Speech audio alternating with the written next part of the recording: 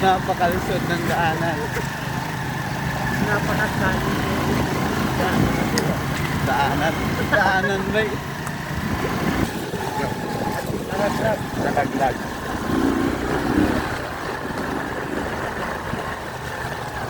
Nalaglag yung gulong sa anak. Kanan yung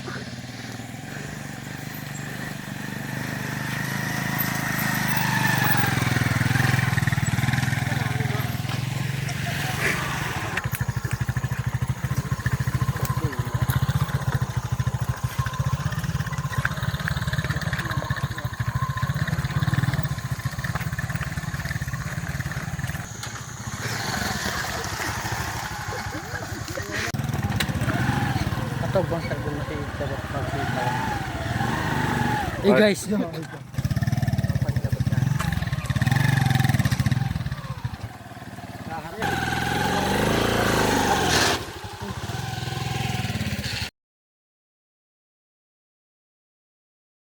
ayan mga idol, iwan muna natin tong motorsiklo dito sa gilid ng kalsada. Hindi naman mawawala yan. Puntahan natin yung may maliit na community daw dito. Pagkasakaling makita ni Sir Paul, alam nyo naman, yun ang puso nun sa pagtulong talaga. Kaya pupuntahan natin. Tara. Ayan mga idol, nasalubong na natin yung isa sa may-ari ng ano dito, yung kubo na pupuntahan natin. So tara, tuloy na tayo. Pupuntahan natin yung mga kubo na may mga kasama sila dito. Yan mga idol, gubat na talaga yung sinutan natin. Sana mapuntahan din to ng PBT mga idol, para naman matulungan yung mga katulad kong mga katutubo mga idol. Yan, so malapit na tayo yung mga kubo dun. Yun, sa isa sa mission natin dito mga idol, yung is yung makatulong. Hindi man ako yung personal na tutulong, kapag nakita to ng PB team tsaka ni Sir Paul, sigurado matutulungan tong mga tao dito. Hindi naman to mahirap puntahan mga idol, kasi kahit hindi yun makapupunta yung service, yung sasakyan, kahit paano yung motorsiklo makapasok dito.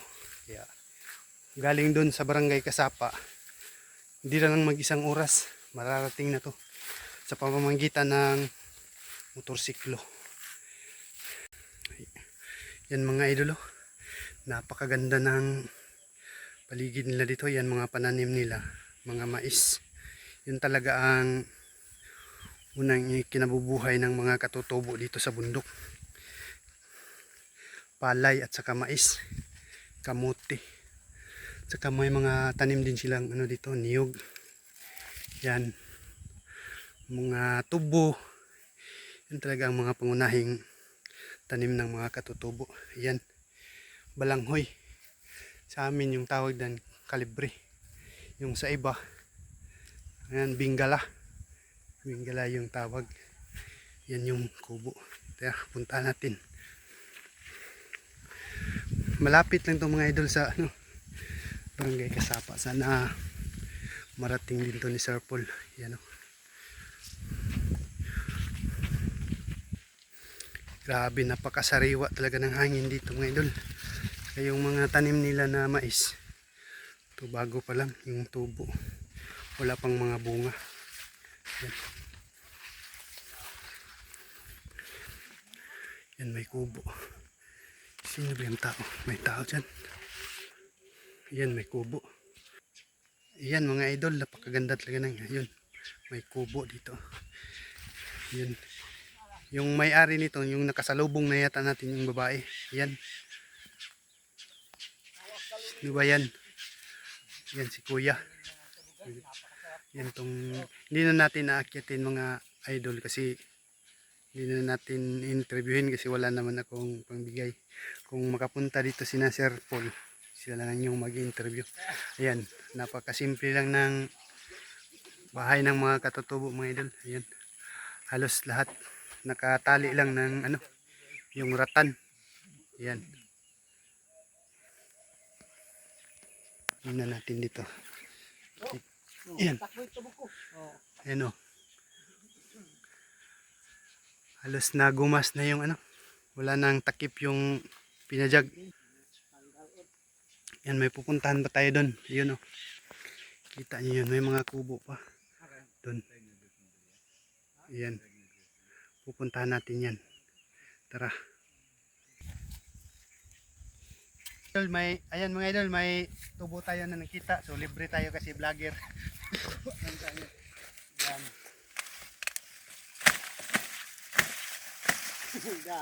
Wala yung may-ari pero pwede lang daw kumuha. Yan. Nauuhaw na ako sa mahabang paglalakbay.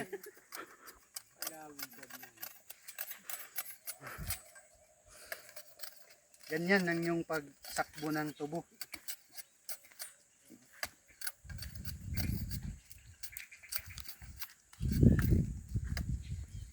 Pangtambal to sa uhaw.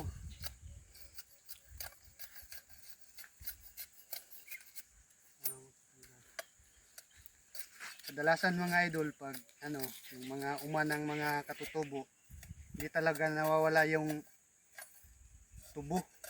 Kasi yun ang pangtambal nila sa uhaw at sa kagutom. Kasi minsan yung mga katutubo na nagsasaka, nag-uuma, isa lang yung kain. Yung agahan kasama na sa hapunan. So ito na yung tubo ang ano nila pang tambal sa gutom.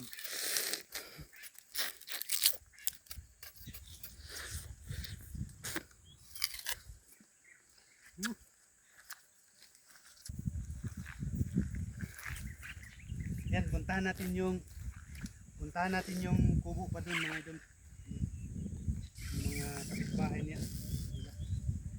Ganyan dito sa bundok. Tag-isang bubungan yung kapitbahay.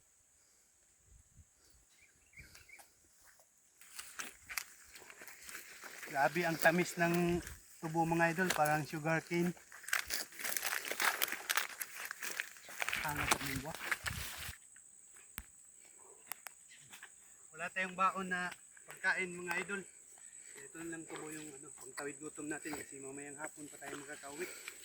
Kasi mayroon pa tayong pupuntahan doon na ibang mga community dito. Kasi yung community dito hindi yung buo, isang lugar, ano sila, patak-patak. Mayroon dito, mayroon doon sa unahan. Kaya pupuntahan natin lahat yan para naman makita ni Sir Paul at sana ay mapuntahan para mabigyan ng tulong. Makamisyon tayo dito.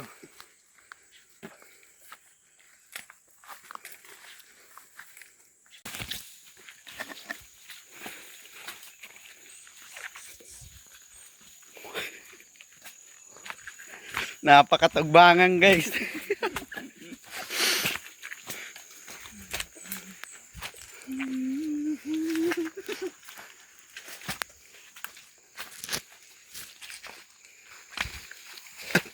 Kagad mo na tayo. Nakadaan. Tigatog lagi tayo. Kasi hindi maintindihan ng mga viewers.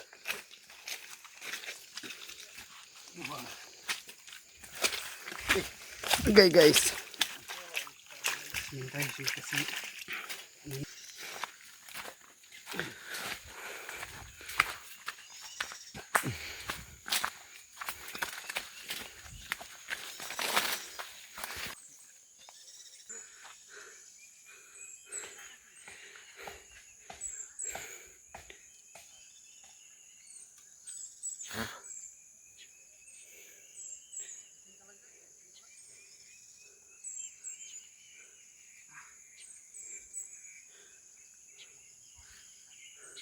mahabang paglalakbay.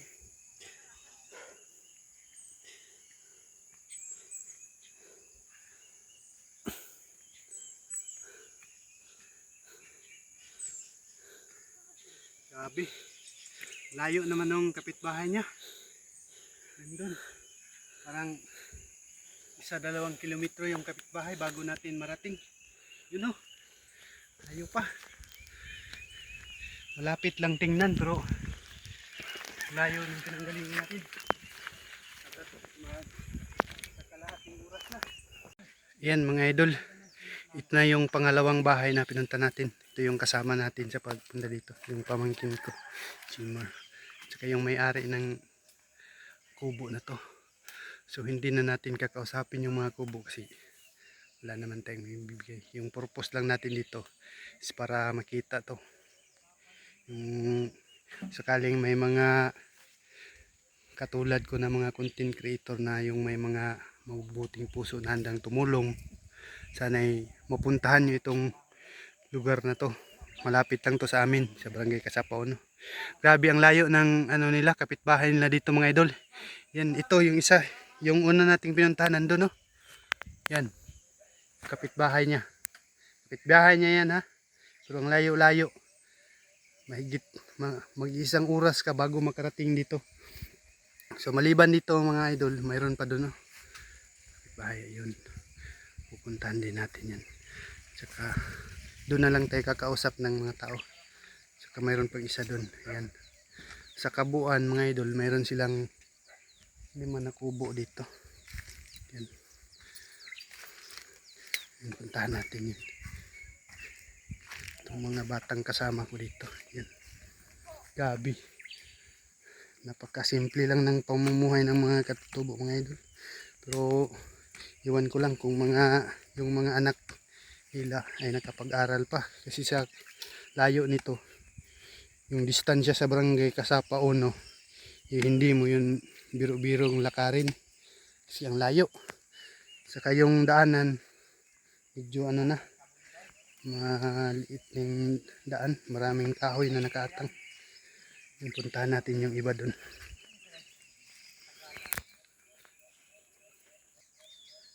Yan, o.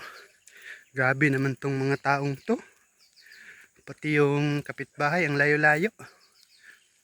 Ang mahirap dito mga idol, kung halimbawa mayroong magkakasakit, mga bata, okay lang yung mga bata, ay matatanda ang magkasakit kasi yun, may sakto ng pag-isip. Di yung yung mga bata, kawawa naman kapag nagkakasakit. Grabe, oh. Yun pang bababain natin mga idol bago tayo makarating doon, oh. Tsaka mayroong pang isa, yung maliit na kubo dyan, oh. Yun, oh. Yan. Isa lang yung haligi.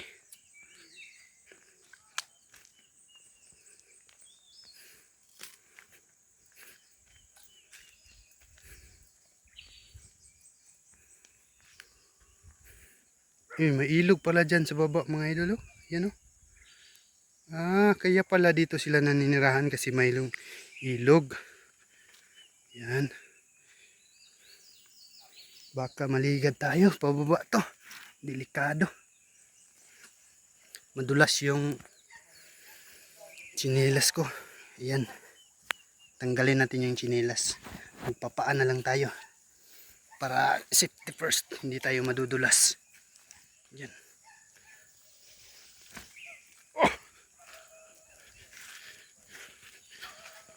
Tuloy-tuloy lang mga idol para sa pangarap. Sana'y matulungan yung mga katutubo dito na naninirahan sa malayong bundok. Ito yung Bugawan. Bahay na dalawa ang paa.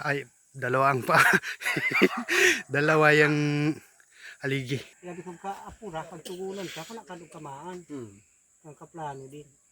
Kaya na ko ikabalakan